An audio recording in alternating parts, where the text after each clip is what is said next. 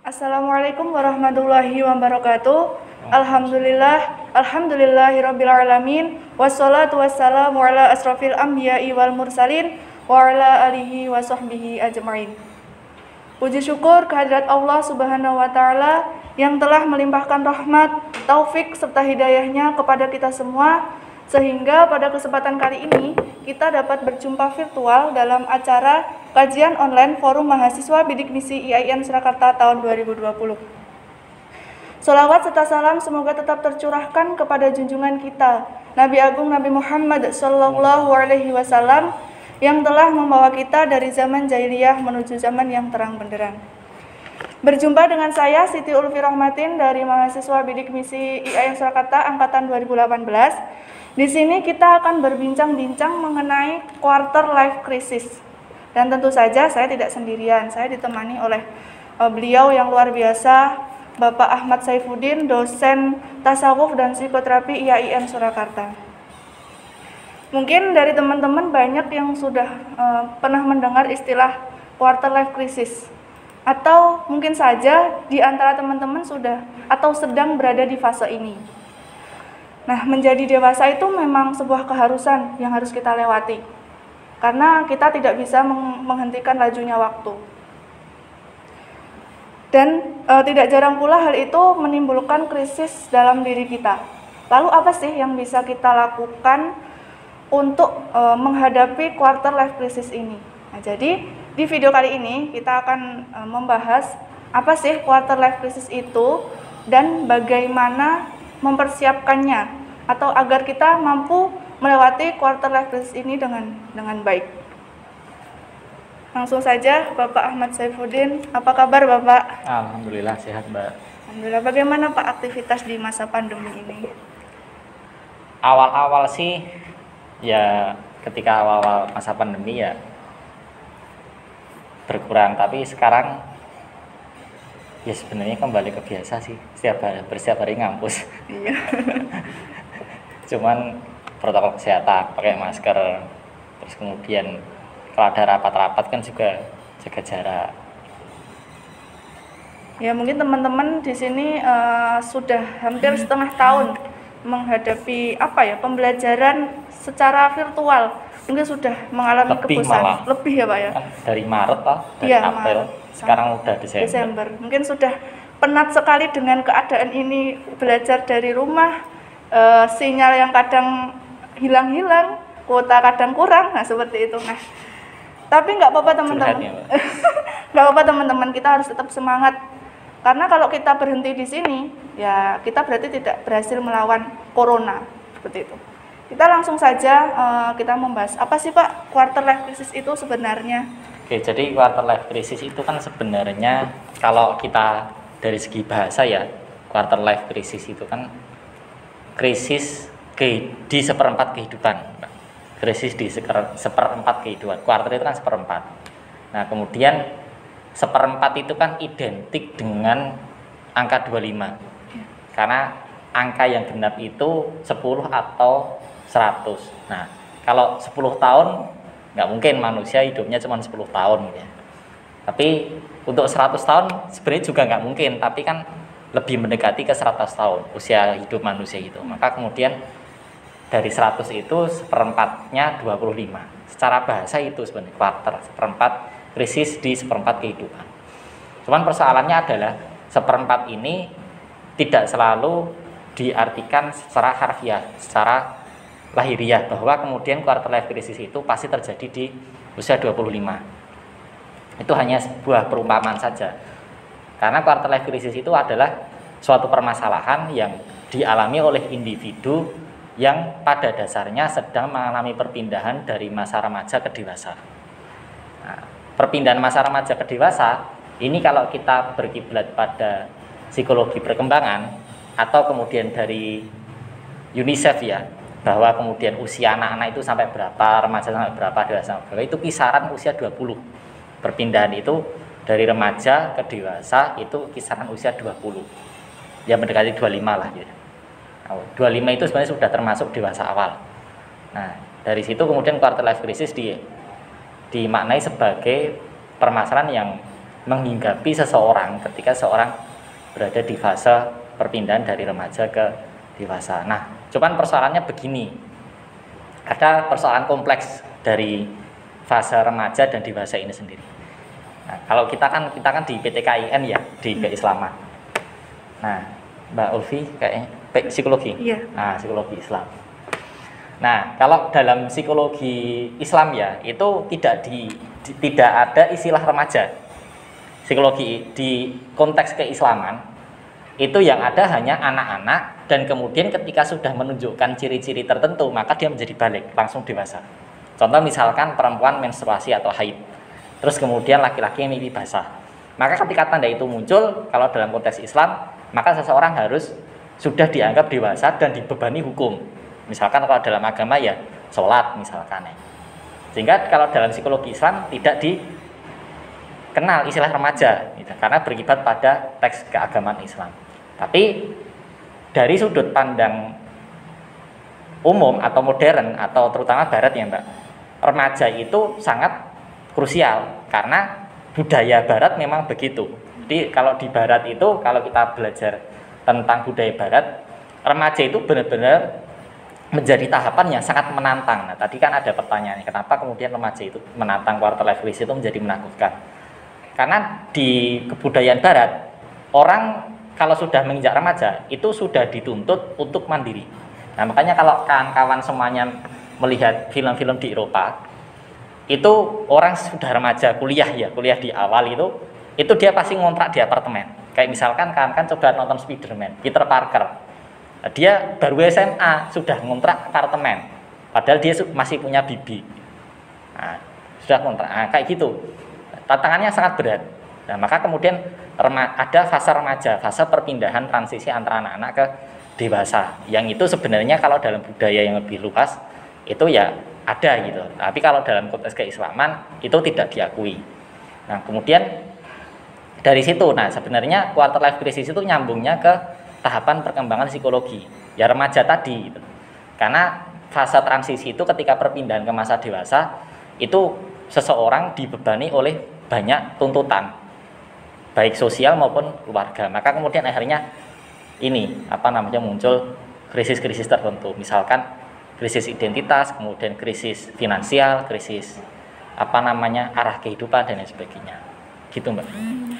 Dan banyak sekali ya dari teman-teman itu, kok hidupku kok gini-gini aja sih, masa depanku nanti gimana ya kalau kayak gini. Nah, itu termasuk sudah masuk ke krisis quarter life crisis atau belum Pak?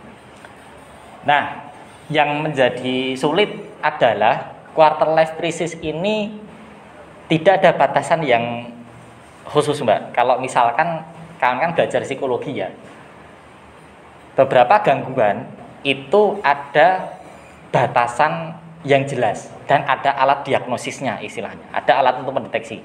Contoh misalkan kawan-kawan dianggap depresi hanya jika memiliki gejala-gejala depresi. Misalnya gejala depresi itu apa?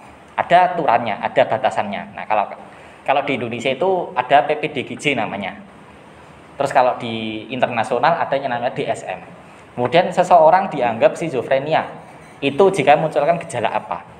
Jelas. Tapi quarter life crisis itu di satu sisi gangguan, tapi di sisi lain itu bukan gangguan yang sangat klinis, bukan gangguan yang sangat akut, sehingga kemudian untuk mendiagnosisnya harus hati-hati karena tidak masuk di tadi Mbak, di batasan-batasan tadi di DSM atau di PPDGJ itu nggak ada, sehingga kemudian kalau tadi pertanyaannya, wah kok aku hidupku cuman kayak gini ya, terus kemudian saya mau kemana gitu ya, itu sangat mungkin untuk ke quarter life crisis. Hanya ada kecenderungan. Persoalannya adalah pikiran semacam itu, perasaan semacam itu menetap seberapa lama. Kalau baru sebentar dan seseorang bisa keluar, maka itu baru kecenderungan. Tapi kalau kemudian pikiran itu menetap lama, bahkan sampai berbulan-bulan, dan orang itu berada pada kondisi seperti itu terus, ya berarti dia sudah masuk ke quarter life crisis.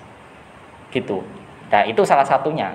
Tadi ada misalkan permasalahan yang di quarter life crisis itu, misalkan tadi pendidikan itu, mohon maaf ya, barangkali kemudian ada mahasiswa ya, di kalangan kita ada guyonan, ada gelar MA, mahasiswa abadi. Itu termasuk sebenarnya di quarter life crisis. Ketika kawan-kawan sudah pada lulus tapi dirinya belum lulus gitu ya. Kemudian sampai dikira dosen gitu ya. Karena saking lamanya di saking apa namanya posenya saking tua gitu ya. Itu ada yang menjuluki, wah ini fosil kok ke kampus gitu ya. Nah itu juga permasalahan di quarter life crisis. Nah itu kalau itu baru pendidikan dan itu sangat kompleks. Barangkali dia tidak bisa menyelesaikan pendidikan karena apa namanya ekonomi atau karena masalah dengan dosennya dan sebagainya. Dan itu baru satu masalah di quarter life crisis. Belum lagi masalah yang lain finansial. Misalkan seharusnya sudah mapan tetapi kemudian kok masih tergantung pada orang tua. Nah itu juga. Terus kemudian jodoh. Nah ini seringkali juga. Yang lain sudah pada nikah kok saya belum sendiri. Terus saya itu sudah berusaha nembak cewek 100 kali tapi belum diterima misalnya gitu. Nah itu juga. Apalagi kalau keluarga menuntut. Kamu itu sudah seharusnya menikah. Tapi kok belum menikah-nikah. Nah itu termasuk quarter life crisis. Atau kemudian sebenarnya dia belum ingin menikah tapi keluarga mendesak untuk nikah. Nah itu bisa juga termasuk permasalahan quarter life crisis. Nah terus kemudian pertentangan keluarga, pengen kerja apa tapi kemudian keluarga pengennya apa. Nah, itu juga bisa. Terus kemudian termasuk jodoh itu juga, pengennya sama si A tapi keluarga menghendaki sama si B misalnya. Nah kemudian arah kehidupan tadi sudah disampaikan, saya itu mau kemana gitu. Nah saat ini pengalaman ya, sepele, tujuan kehidupan itu sepele, tapi kemudian penting, hanya saja banyak diremehkan tadi. Saya ketika setiap kali ke kelas, itu ketika saya tanya, 2 tahun ke depan kawan-kawan mau ngapain? 3 tahun ke depan kawan-kawan mau ngapain? 5 tahun ke depan kawan-kawan mau jadi apa? 10 tahun ke depan kawan-kawan mau bagaimana? Hanya 1 atau 2 orang dari satu kelas, setiap kelas itu yang bisa menjawab. Artinya sebenarnya ini warning bagi kita, lampu merah bagi kita bahwa ya ternyata banyak dari kita yang menyepelekan tujuan kehidupan. Dan nantinya baru terasa ketika itu tadi, ketika tujuan kehidupan itu harus digunakan, tapi belum punya. Nah, akhirnya kemudian ya tadi quarter life crisis. Saya jadi nggak tahu kemana-mana gitu. Terus permasalahan karir juga, karir belum dapat pekerjaan misalkan, sudah upaya tapi belum dapat pekerjaan. Terus kemudian juga pertentangan, pengen kerja apa tapi orang tua pengen kerja apa. Dan kebanyakan quarter life crisis itu persoalan idealisme dan realisme. Misalkan tadi, nah ini juga nanti kita akan bicara banyak ya. Nah, kondisi individu zaman saat ini itu kan berbeda dengan individu zaman sekarang, zaman dulu. Zaman dulu itu mungkin ya zaman dulu itu kerja yang penting untuk penghasilan misalnya begitu. Tapi orang zaman sekarang kerja bukan untuk penghasilan, kerja itu untuk hobi. Sehingga kemudian seringkali kemudian orang itu kekeh, seorang remaja itu kekeh, saya pengen kerja fotografi misalkan. Meskipun kemudian fotografi itu sering dianggap remeh oleh orang tua. Orang tua menentang, ngapain fotografi gitu? Kamu harus kerja kantoran. Nah, kalau prestis di Indonesia itu kan kerja yang bergengsi kan kantoran atau PNS gitu ya.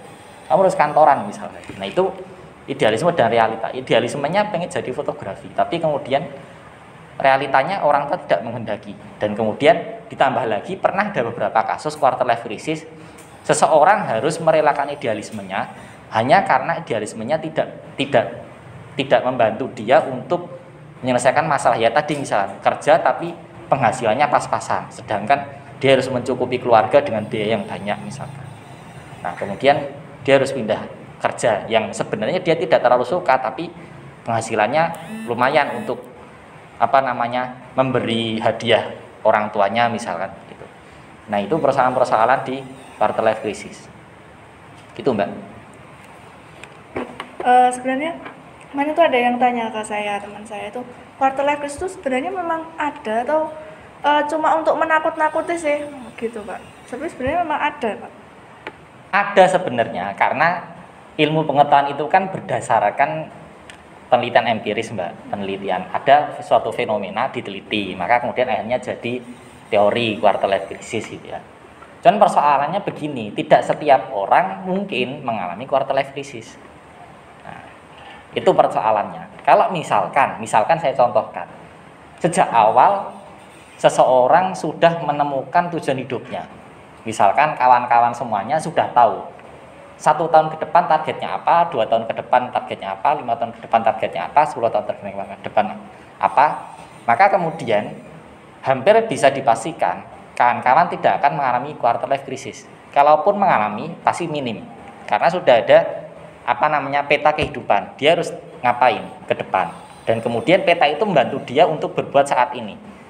Kalau misalkan usia 20 tahun itu mau ngapain, kan bergantung rencana dia ke depan apa, Mbak. Kalau nggak punya rencana ke depan di usia 20 tahun itu kan nggak bisa ngapa-ngapain. Misalkan saya saat ini usia 20 tahun, terus kemudian saya tahu ketika saya usia 25 tahun saya harus jadi apa, saya sudah tahu itu, sehingga kemudian saya tarik ke belakang rencana itu saya lakukan di usia 20 tahun supaya di usia 25 tahun rencana saya benar-benar berhasil.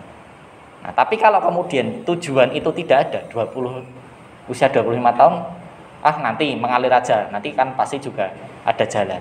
Nah, kalau kayak gitu kan di usia 20 tahun itu, di peralihan remaja dewasa itu ya nggak bisa ngapa-ngapain. Jadi sebenarnya ada, cuman tergantung konteks masing-masing individu.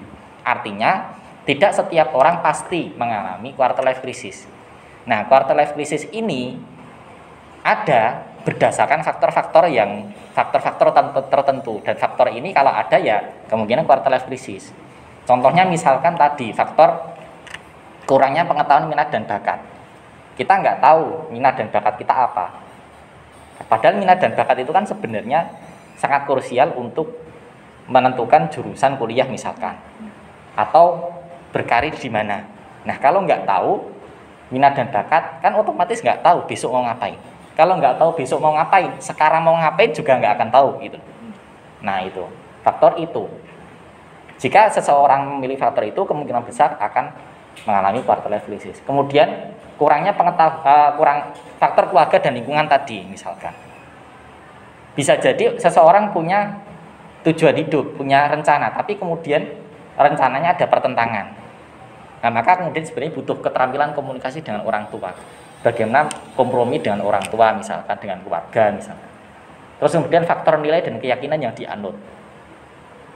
Saya itu pengen kekeh kerja di bidang A misalkan, karena saya hobi di bidang A. Tapi kemudian orang tua menentang misalkan, atau kehidupan sendiri yang tidak mengizinkan misalkan tadi misalkan gajinya pas-pasan untuk mencukupi kebutuhan orang tua misalkan. Nah, itu kan nilai dan keyakinan. Saya pengennya kerja di bidang A tapi tidak realistis gitu.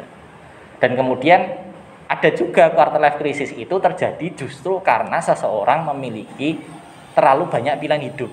Saya pengen jadi A, saya pengen jadi B, saya pengen jadi fotografi, saya pengen jadi pesepak bola, saya pengen jadi dosen, saya pengen apa gitu. Nah, kayak gitu kemungkinan karena dia sudah paham minat bakatnya, tapi dia belum mengerucutkan.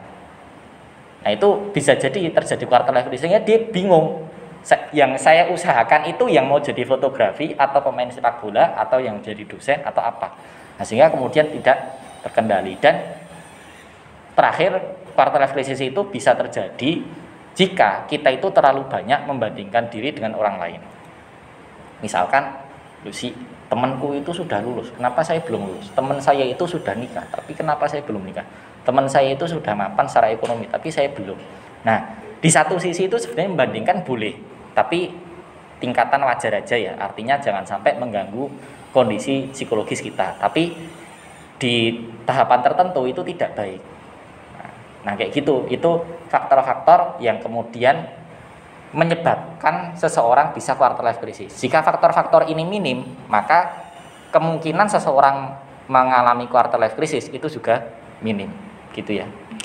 Jadi tadi kan Bapak mengatakan bahwa jika seseorang itu sudah menentukan tujuan hidupnya dari awal itu insya Allah menuju atau ke quarter life crisis itu sangat minim. Ya,